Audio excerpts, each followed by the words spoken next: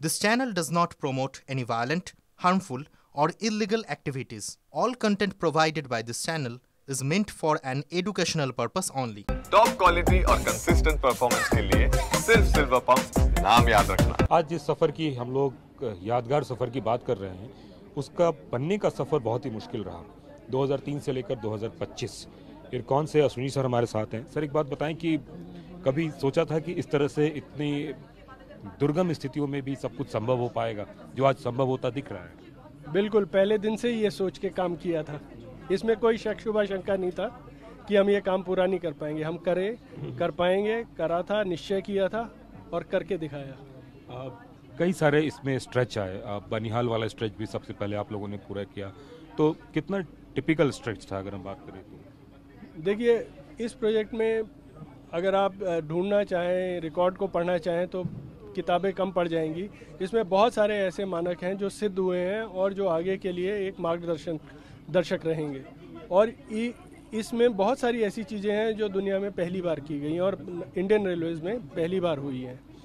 बहुत सारी ऐसी टेक्नोलॉजीज़ यूज़ की गई हैं। और जो आपने बोला, ये बिल्कुल सही बात है। दुर्गम स्थानों से इस ट्रेन को लिया गया है। और एक टेक्निकल टर्म होती है कि there are two types of alignment. एक को कहते हैं स्कर्टिंग अलाइनमेंट, एक को कहते हैं पेनिट्रेटिंग अलाइनमेंट। तो स्कर्टिंग अलाइनमेंट में पहाड़ के चारों तरफ रेल घूमती है। इसमें समय को बचाने के लिए और डिस्टेंस को बचाने के लिए पेनिट्रेट किया गया है माउंटेन्स को, जिसकी वजह से इसमें टनलिंग बहुत ज़्यादा है। तो आप देखिए कि 61 किलोमीटर की तो मेन टनल्स हैं जो इरकॉन पोर्शन में है, टिल सावलकोट। तो उन टनल्स को बनाने में सबसे पहला चैलेंज था वहाँ तक मशीनरी पहुँचाना, उनकी रोड्स बनाना।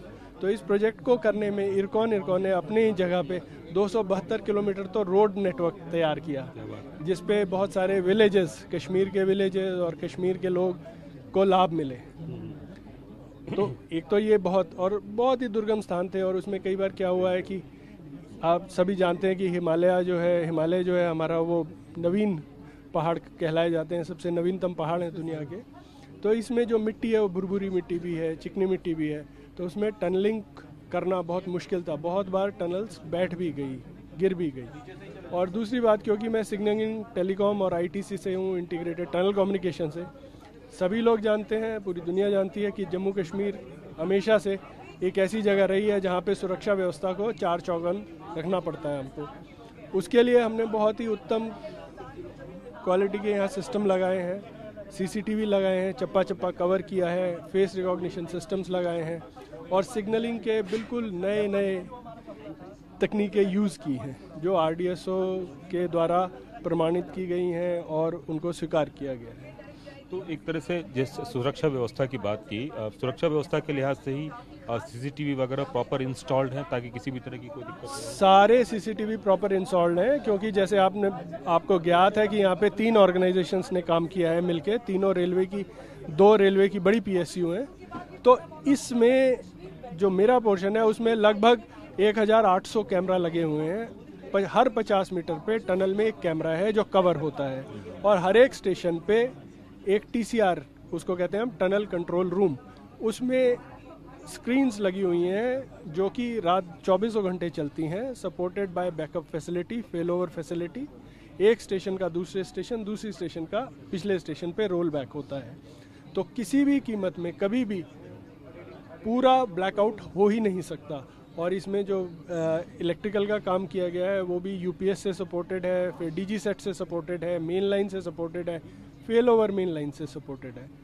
तो बिल्कुल हर चीज़ को इस तरह से रखा गया है कि जहाँ पे टनल में पहुँचना मुश्किल होता है, लोगों की आवाजाही मुश्किल होगी ड्यूरिंग ट्रेन ऑपरेशन, की वो हमेशा चलती रहे और मिनिमम मेंटेनेंस में उनको चलाया जा सके और उनकी उपयोगिता सिद्ध की जा सके। अब जो ब्रिज की बात हो रही है, अंजी ब्रिज या फिर चनाब ब्रिज की जो बात हो रही है, उसको लेकर किस तरीके से तकनीक का कितना बड़ा उदाहरण है देश के लिए? देखिए, वो तो एक तरह से आप कह सकते हैं कि हिंदुस्तान में आने वाली इंजीनियरिंग कम्युनिटी के लिए एक मानक सिद्ध होंगे उससे। और वो जो चीज़ें हैं वो हम पहली बार, देश दुनिया में पहली बार ऐसी हुई हैं।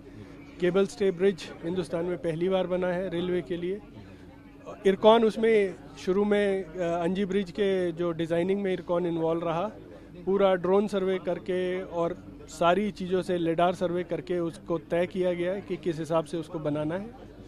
और बाकी चेनाब ब्रिज क्योंकि वो KRCL द्वारा निर्मित है, इरकॉन उसमें बहुत कम, इरकॉन का योगदान कुछ चीज़ों में रहा है जो कि बहुत टेक्निकल हो सकती हैं, उस पर KRCL एक एजेंसी है जो ज़्यादा आपको बता पाएगी।